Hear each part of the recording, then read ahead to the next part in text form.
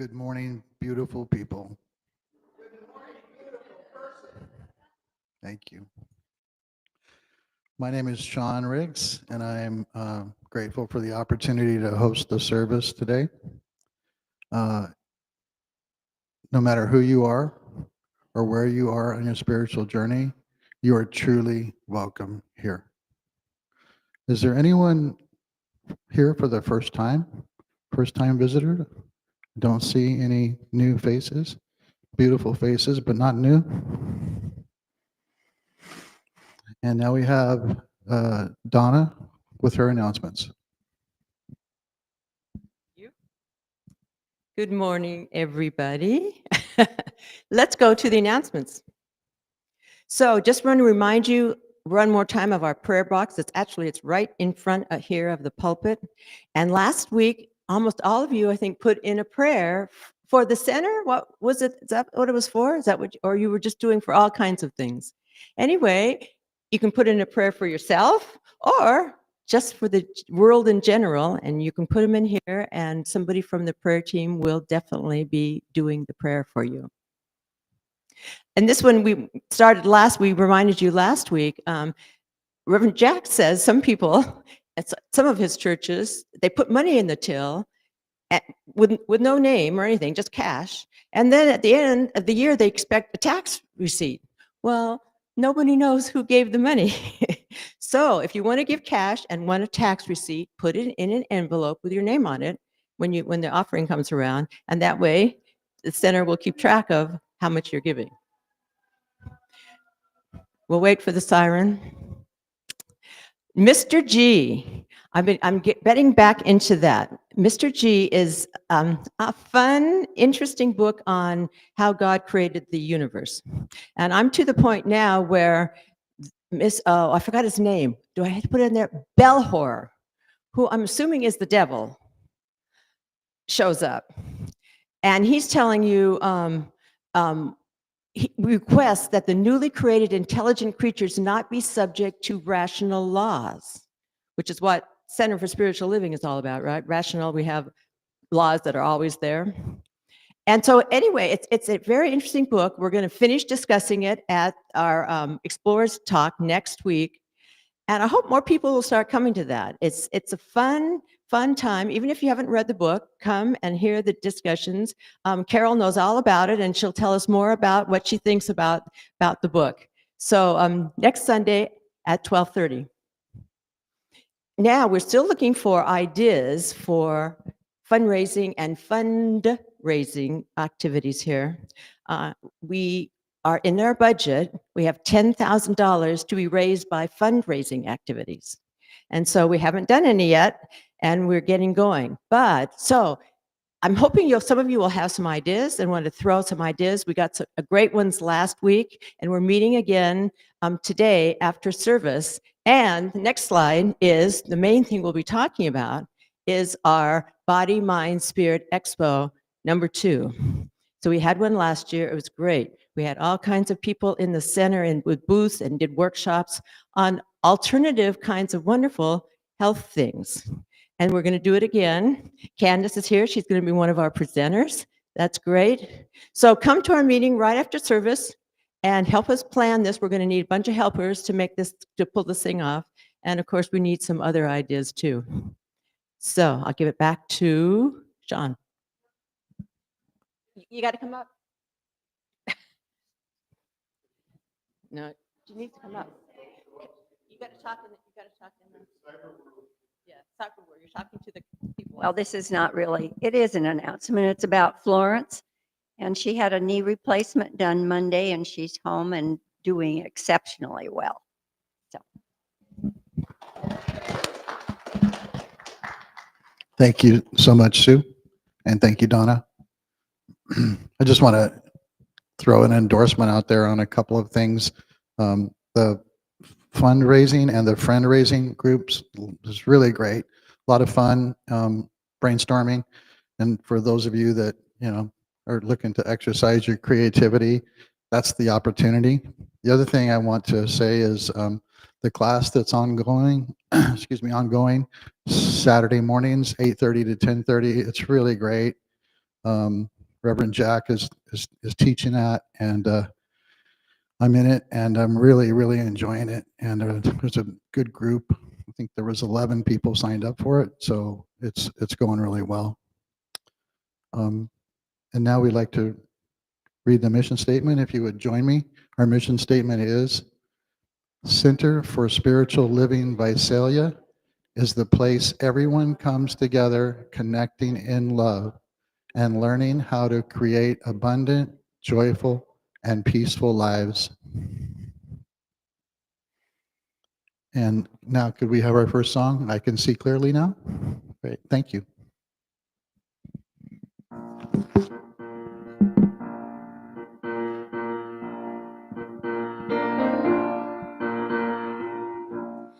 I can see clearly now, the rain is gone.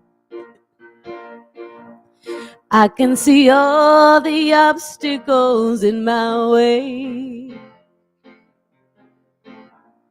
Gone are the dark clouds that had me down. It's gonna be a bright, bright, bright and sunshining day. It's gonna be a bright, bright and sunshiny day. Oh yes, I can make it now, the pain is gone. All of the bad feelings have disappeared. Here is a rainbow I've been waiting for. It's gonna be a bright, bright, bright and sunshining day. Look all around, there's nothing but blue skies. Look straight ahead, there's nothing but blue skies.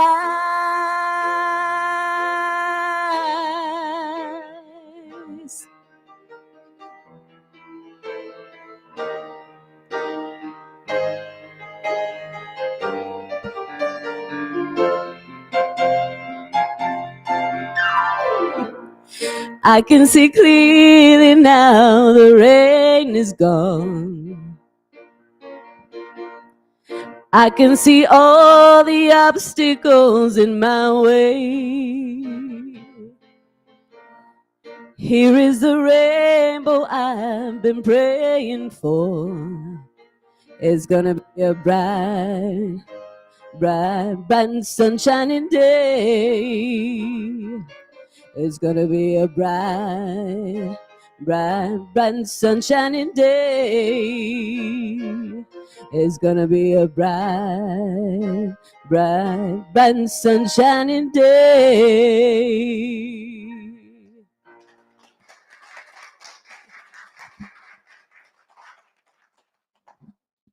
Thanks to Rosalinda and Chase.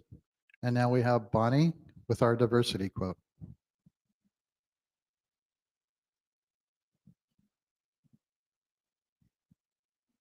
Good morning. Okay. Let me get settled here. All right. Before the quote, I'm going to introduce the quote with a little story, very brief. A UC Berkeley graduate student arrived late for a statistics class one day and seeing two math problems on the board, assumed they were homework assignments. When he turned them in a few days later,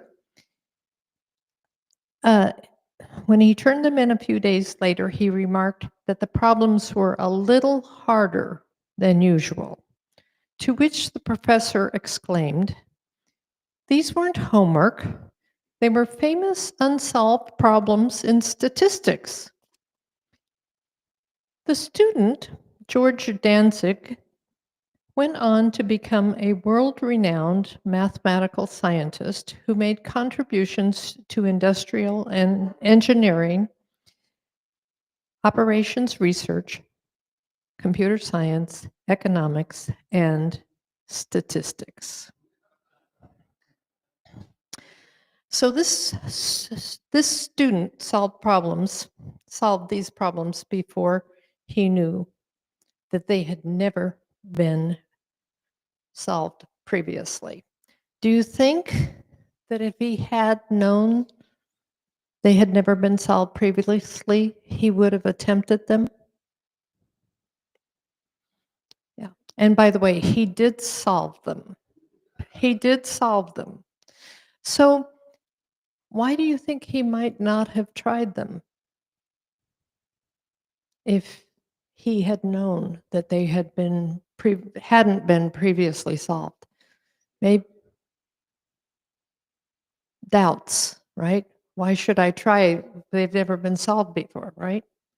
So, but he was the same person. He wouldn't have known, right? So, that's the thing. By the way, our talk title today is Choosing Possibility.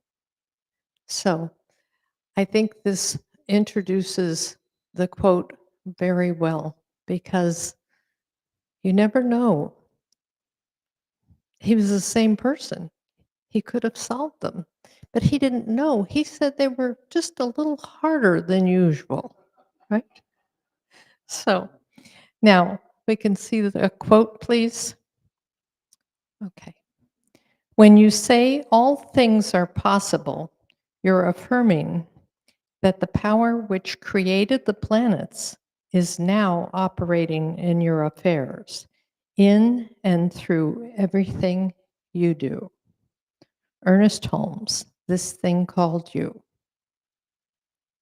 Thank you. Thank you.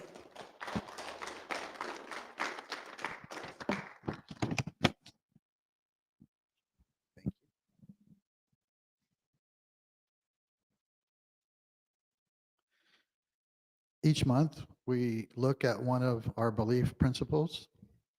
And if you could please read with me. We believe in the control of conditions through the power of our mind.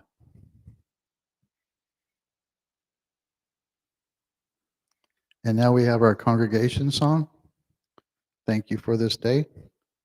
Everyone could rise if you choose and sing along.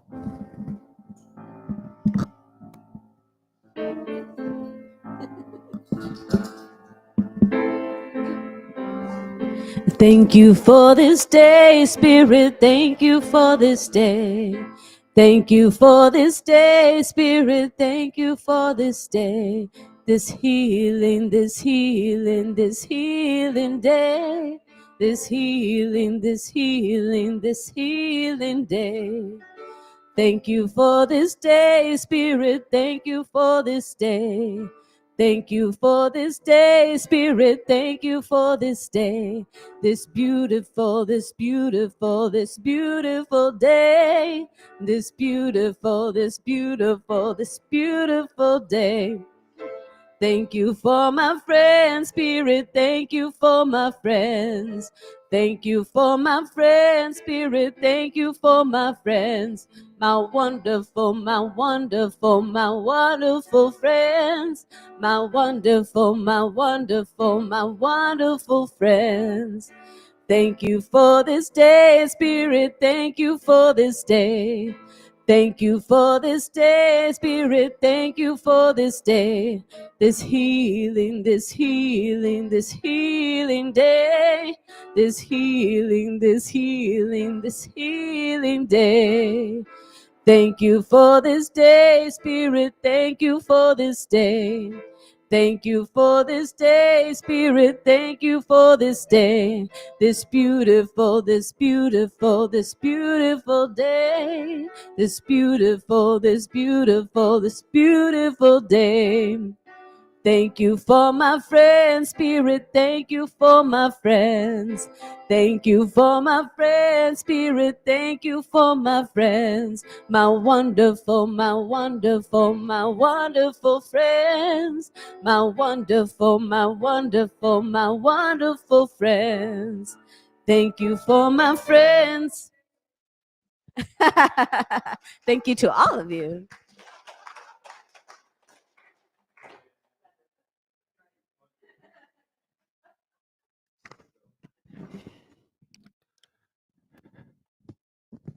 Remember that that's where it is when you guys want it again.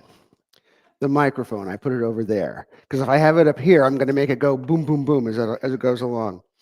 My name is Clark Hawley, and the people in the sound booth are going to have to get the volume right, because I have a tendency to be a little bit of a loud mouth. So if it starts getting too loud, he'll have to, I'm just giving him the warning.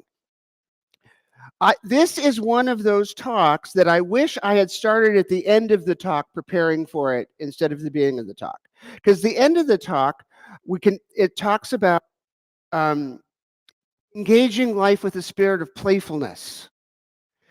And I did not engage preparing for this talk in a spirit of playfulness. I wish I had read the quote from Ernest Holmes that said, "We are chemists in the laboratory of the infinite.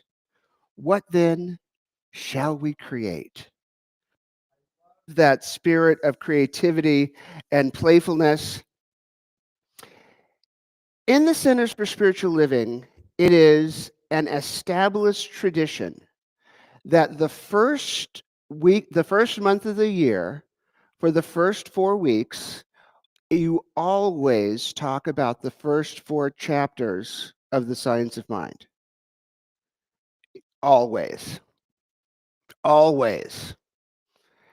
And I just was not excited about the proposition, about doing something, again, that people who have been around here for 20 years have heard for 20 times, at least.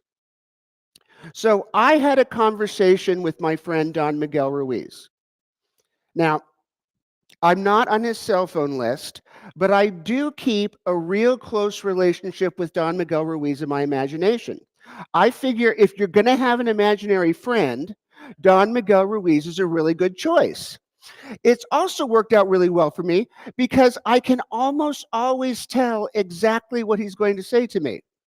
Let me tell you about the conversation I had with him.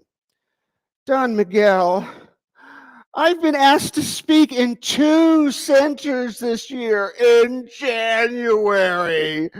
Some people are going to expect the Science of Mind review, and some people are going to need something different. How can I please them all? Somebody's going to get disappointed. And Don Miguel Ruiz said to me, Clark, make no assumptions. But Don Miguel, how could this have happened to me? Did the people conspire with the calendar gods to make me go through this? David Bruner and David Villone purposefully take their vacations in January every year so they don't have to deal with this. Why me?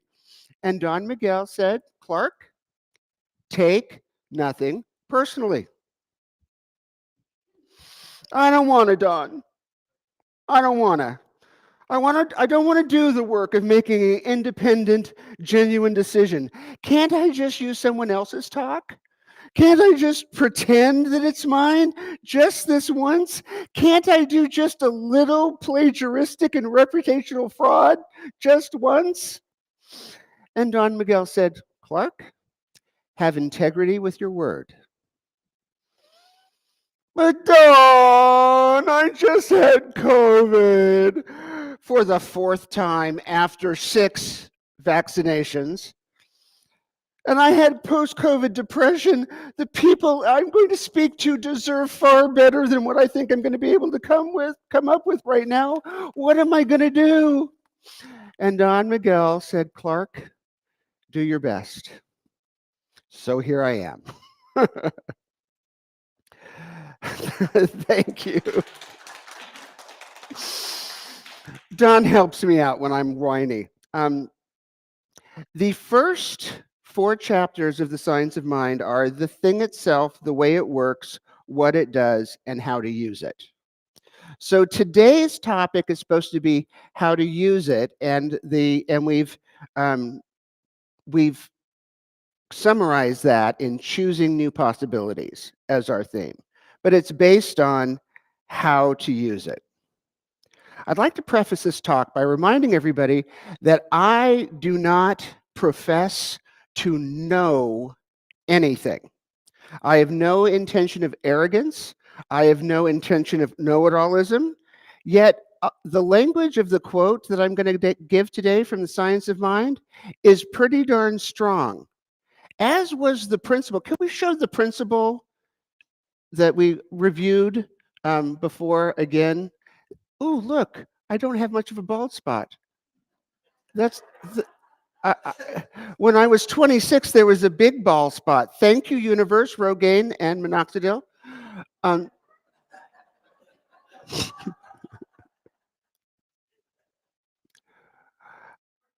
It's okay. It's okay. It'll come back up, and when it does, you'll remind me. Pretty strong. So, my encourage to you, if you're new, or if any of this seems a little bit too hard line for you, is to embrace the concept of what if. Not as if the principles of science mind are being beaten down on you from Ernest Holmes in the past, but think, what if these science of mind perspectives are accurate? What if they're useful? And what if, when you try them out, they work? We'll get there on that. Hold on. Love you all, but I need the water. And I forgot to bring it back up. There we go. No, I wanted the principle. The one Sean did. We believe, the one that starts, we believe. Oh, I love that lack of a bald spot. It's making me happy. We'll get there. No. Here. The host each month, we look at one of the what we believe principles. Please read with me. We believe in the control of conditions through the power of mind. That's a huge statement. That's a huge statement. It doesn't say we believe in the control of our attitude through the power of mind. It doesn't say we believe in the control of our mental health through the power of mind. It says we believe in the control of conditions, the control of outcomes, the reality of our experience through the power of mind. If that seems a little bit rough, just say, what if? What if we can? When I'm explaining the basic principles of science of mind and I'm forced to go back to the first 4 chapters of the 682-page textbook, I like to completely ignore the 682-page textbook. And I like to quote from a more efficient summary of the science of mind. The first 2 verses of the Dharmapada, the holiest books of Buddhist scripture. Ready? All experience is preceded by mind, led by mind, made by mind. Speak or act with a corrupted mind, and suffering follows, as the wagon wheel follows the hoof of the ox. That was verse 1. Verse 2, all experience is preceded by mind, led by mind, made by mind. Speak and act with a peaceful mind, and happiness follows, like a never departing shadow. Summing up the wonder of how it works, how to use it, is to choose your path and to move forward. Choose whether you're going to follow the corrupt way and go down the path like following the rut after the ox, or choose whether you're going to follow the path of compassion and have joy and peace follow you like a never-ending shadow. Here is the simple answer to the question, how does it work? It works through the power of your choice. If I choose to live in a world where I see everything as going to hell in a handbasket, I will live in a world where everything is going to hell in a handbasket. I am personally in a news and radio block in my life right now. I simply am not going to be outraged every day about everything. I am so fortunate that I have wonderfully socially aware and compassionate, loving, equality-minded warriors in my life that when there's something I can actually do, they will pick up the phone and call me and say, Clark, there's this march. Clark, write this letter. Clark, go to this place. And I will get my butt up and I will go. But I'm not going to spend every day in outrage. I'm not going to see a world that's falling apart, because if I see that world, that's the world that I live in. I have a little acronym for the universe. I call the universe Kelu. I refer to this as the kind and loving universe. I picture her as a Polynesian goddess rising from the sea, just full of life and vibrancy. Because I had a problem with the G word when I first started in Science of Mind. Because the G word just did not resonate with me. I did not believe in a guy in the sky with a long beard and a lightning bolt in one hand and jewels in the other to give jewels to the people that he likes and smack the people that step out of line. And so I needed to find the kind and loving universe. As I studied through Science of Mind, I've got to tell you, I do not believe in a kind and loving universe. I believe in a completely impartial, law-driven, pristine universe that works in absolute perfection and does exactly what we say it does. What you put out, you get back. What you sow, and remember, never pull on Superman's cape, never spit into the wind, never pull the mask off the old Lone Ranger, and don't mess around with Slim, as the great American poet Jim Croce told us once, because what you put out comes back. If I am loving and kind, then I live in a loving and kind universe. And so I choose to be loving and kind.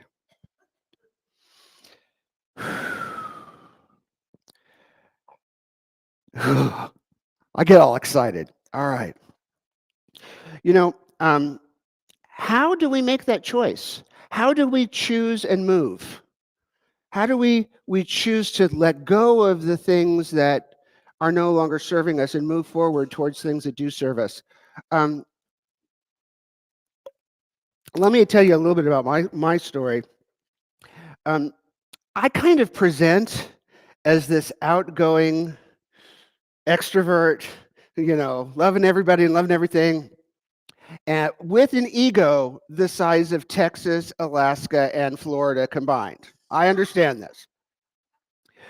But I didn't always live that way. You see, I grew up with very, very poor self-esteem. I grew up in a family with an abusive stepfather and an enabling mother.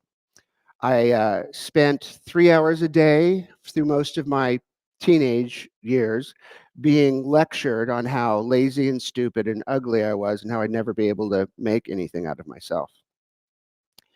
And I had to deal with my mother sitting there and allowing it. And in that circumstance as a child, I thought, if this is what I'm being told, and if my mother is sitting there allowing it, this must be who I am and what I deserve. And it's not the truth. I grew up, it took me many, many years, and then something significant in my life changed my perspective.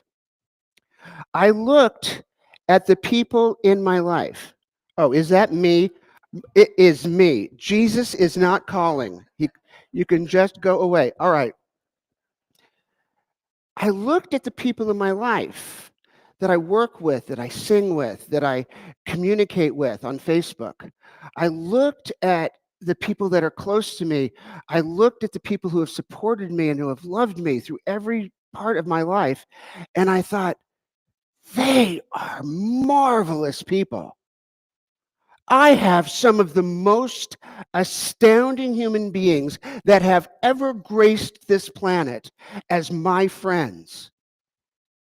And they chose me. If Bonnie chose me, if Bobby chose me, then I cannot possibly be a piece of poop. I must have some value. Speaking of a piece of poop, I told you that I had COVID. I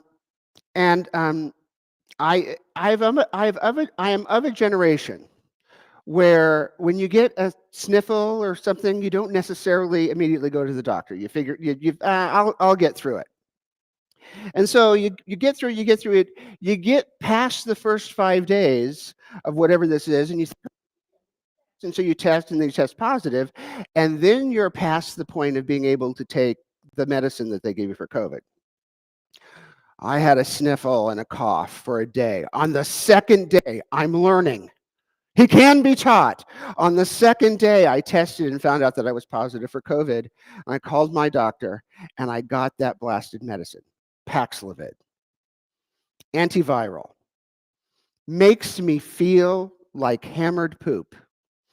But I chose it because I'm also of the generation that right now in this iteration of COVID, that when people are getting it and don't get the Paxlovid, they're not clearing it for 14 days or for 17 days or for 19 days. I have one friend who tested positive for 21 days. Can you imagine me being alone in a room for 21 days? I would explode like a black hole, sucking all of the known universe into me. And so I made the choice to take the Paxlovid and feel miserable for 5 days. I felt like hammered poop, but I do have an image of myself and my knowledge of value in the universe. So I felt like hammered poop on a silver platter, but I did feel like hammered poop. I am feeling much better now. So, you know, if I deserve a fraction of the good that I get from others, then I know I must have some incredible value. Our challenge is to clear away the preconceptions, to erase the subconscious mental tapes, to let go of societal expectations, and to choose the possibility to live fully today. Our challenge is to choose to participate in the free and flowing workings of the universe. You know, the universe seems to do fine without us. Planets spin, our universe spins, the galaxy spins, the speed at which our universe and our galaxy move forward. We should be like plastered with G-forces at the amount of speed with which everything we are is built. We're in the middle of an explosion. Our universe is constantly growing and moving forward. We're going forward whether or not we like it or not. If we choose to meditate on the miserable, we're really fighting against the wind. I love the fact that no matter what goes on, if I plant a seed and I water it, it grows. So let's watch the seeds that we plant. I contend that, now I wrote this one, so I'm going to say it twice. I'm just going to warn you. Okay. I contend that the same mechanism that allows ignorance and greed to destroy must mandate that wisdom and generosity can create, not only in the macrocosm of this earth, but also in the microcosm of our own lives.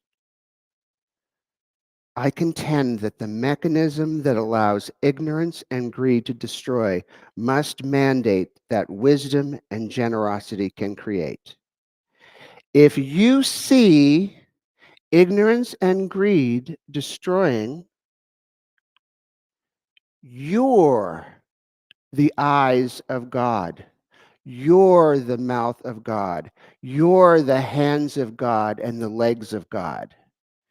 It's our responsibility to use wisdom and kindness to create what needs to be created. Okay.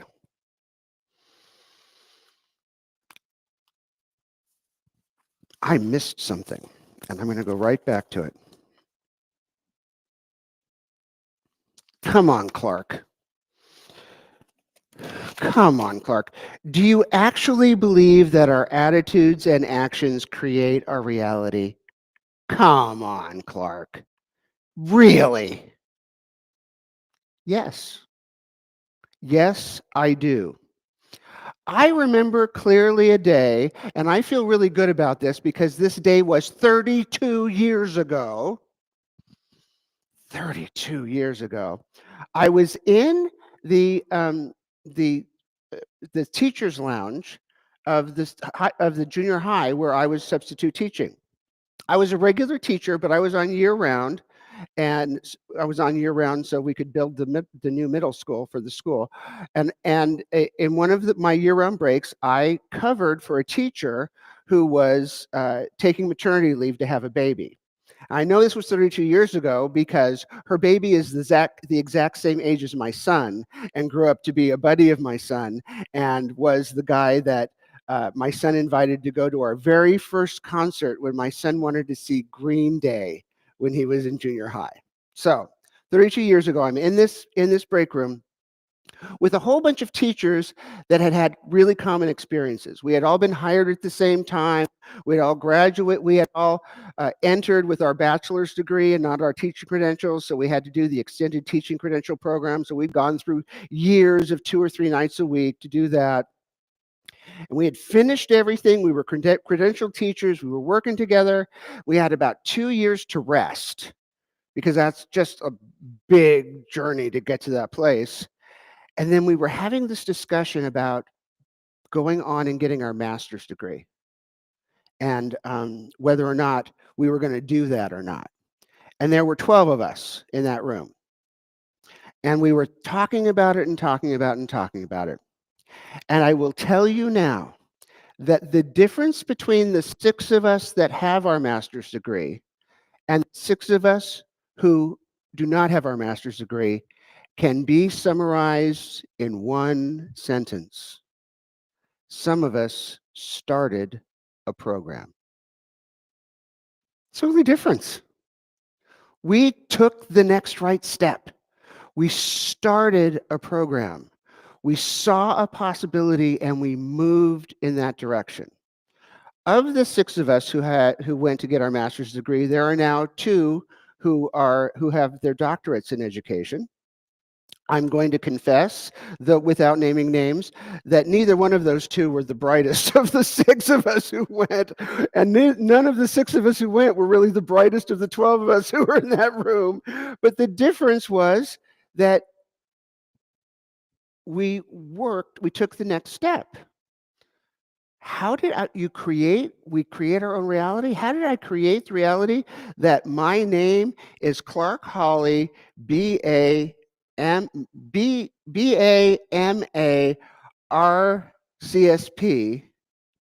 BFD. But anyway, with all those letters, just by simply taking the next step.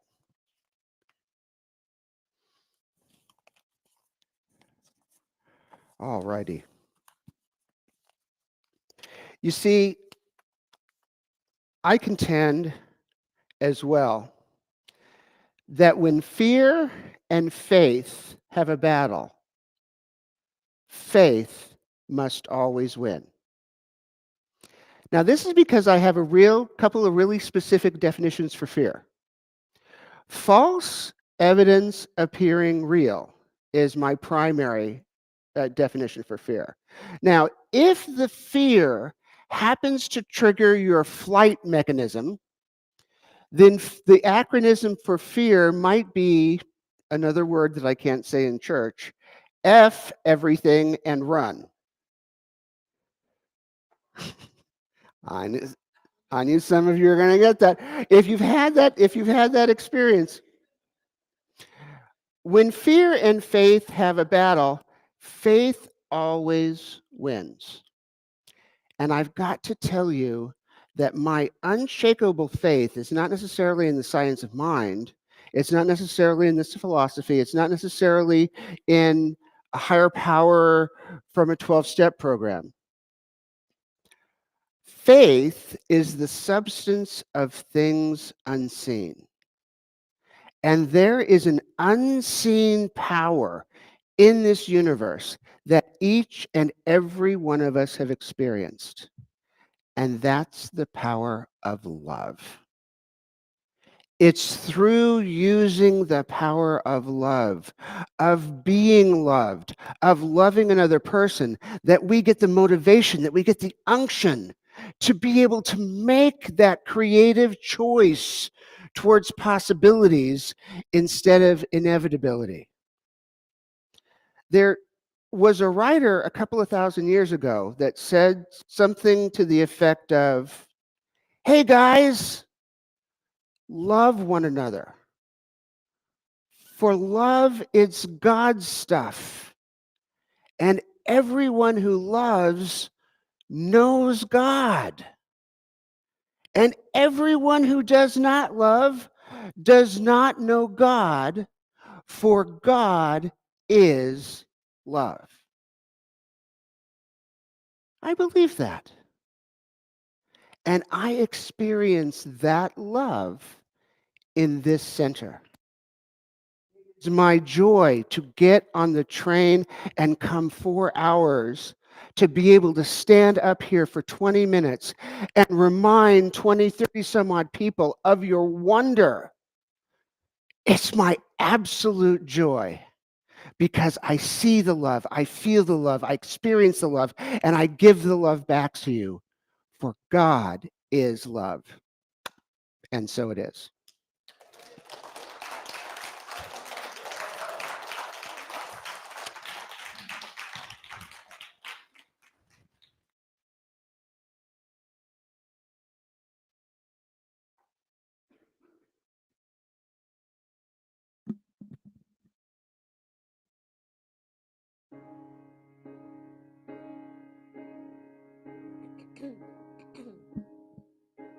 I will make a quiet place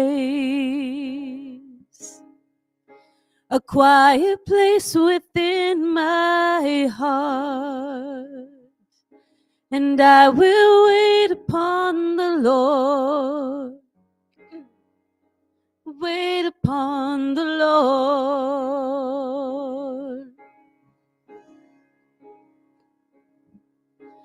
I will make a quiet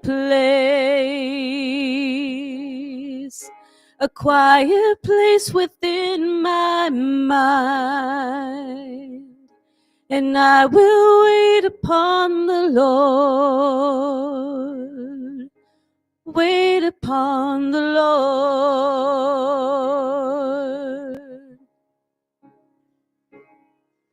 Be still, my soul, be still. Be still, my soul, be still. Be still and know.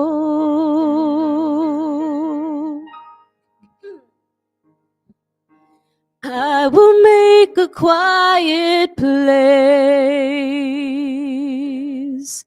a quiet place within my life, and I will wait upon the Lord, wait upon the Lord.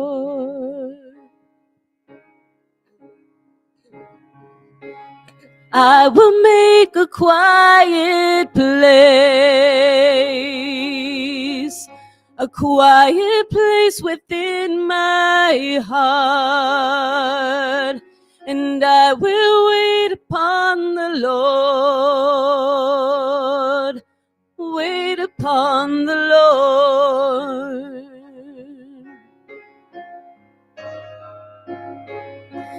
I will make a quiet place, a quiet place within my mind, and I will wait upon the Lord, wait upon the Lord.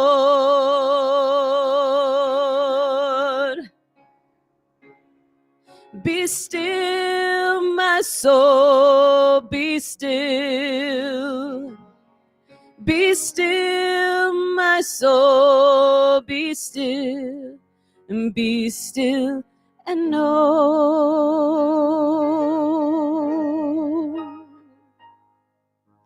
I will make a quiet place,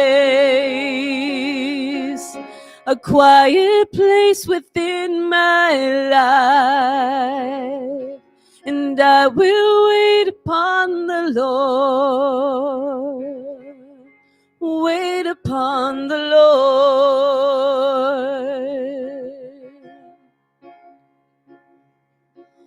I will make a quiet place. I will make a quiet place.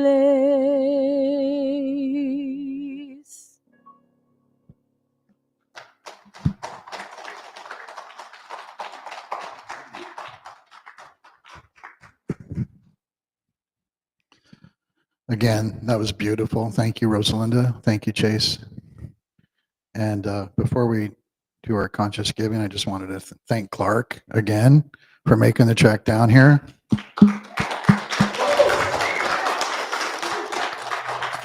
I really love your message, and today I heard exactly what I needed to hear. So thank you. Can I have the ushers come forward?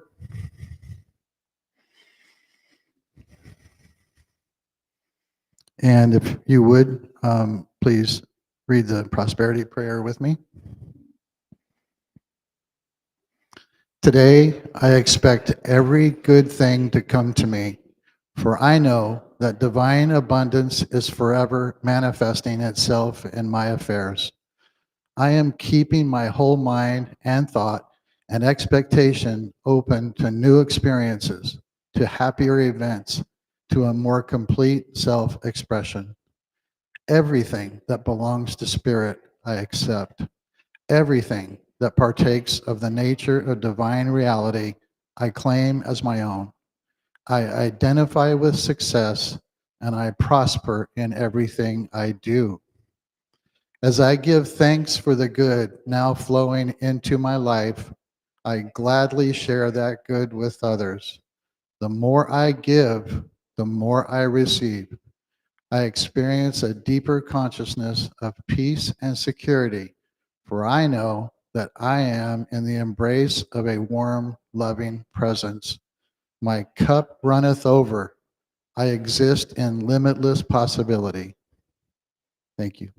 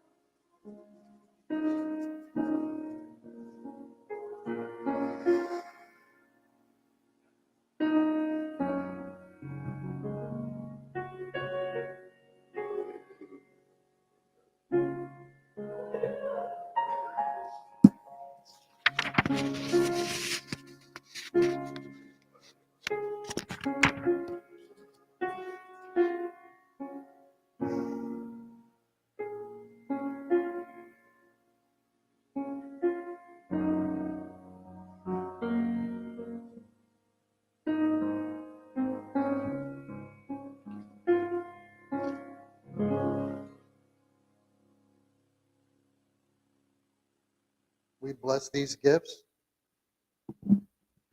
We bless these gifts and give thanks for all the good that they are manifesting. And so it is.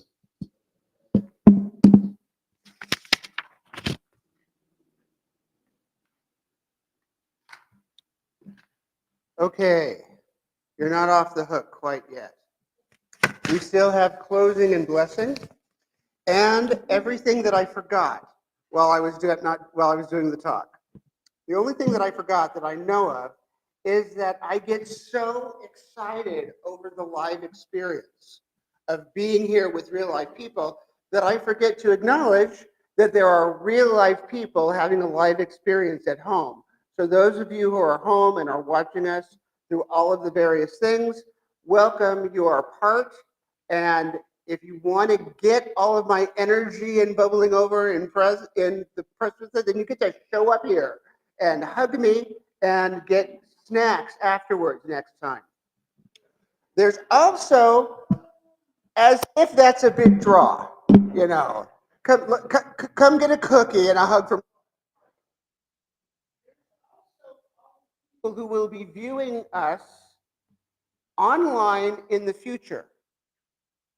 I welcome you, and you're welcome here. And I hope that what we've done here and what we've said here has touched your heart and enriched you and lifted you up. And once again, welcome. Come on down, see us in person, and have some coffee and cookies, and sometimes some wonderful Brazilian food, if I remember correctly. Okay. In closing, I would like to close us with a spiritual mind treatment, and then I would like to extend a blessing. So let's get ourselves in the bodily position to where you are in a place to receive and project your own inner goodness and greatness. Take a deep breath in and out.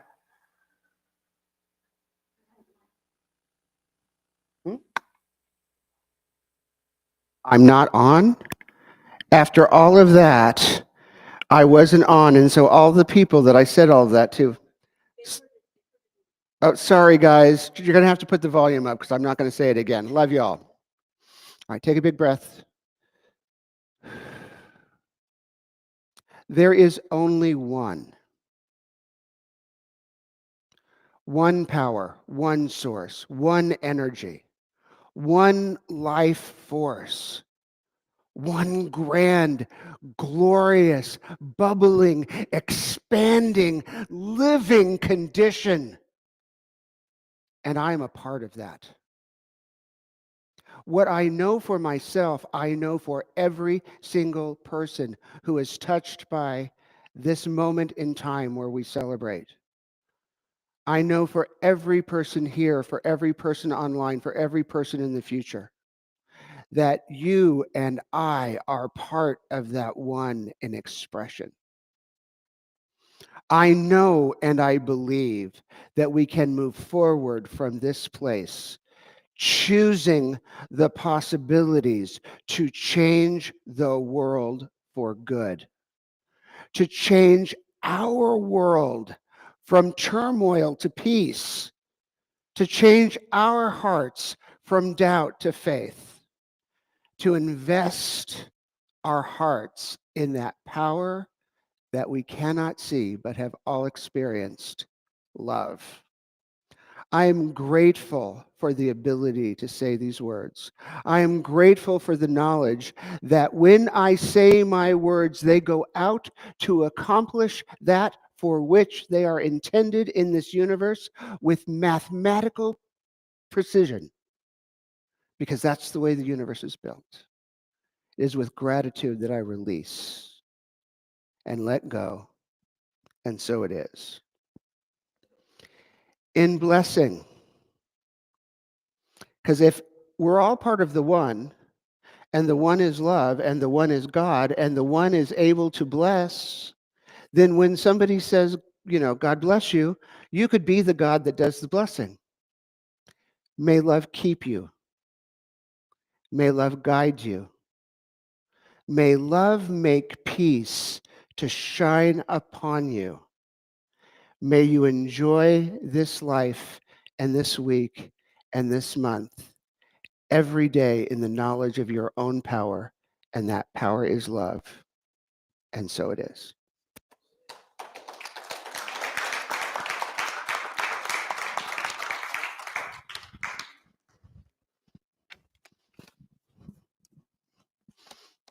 Everyone could join us up front. We're going to sing the peace song. Mhm.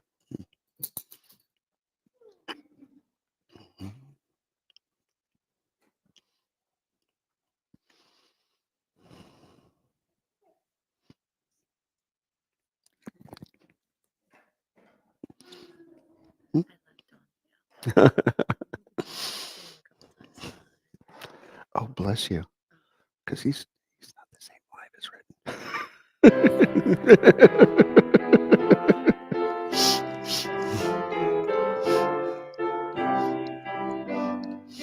Now there is peace on earth. I know he begins with me. Now there is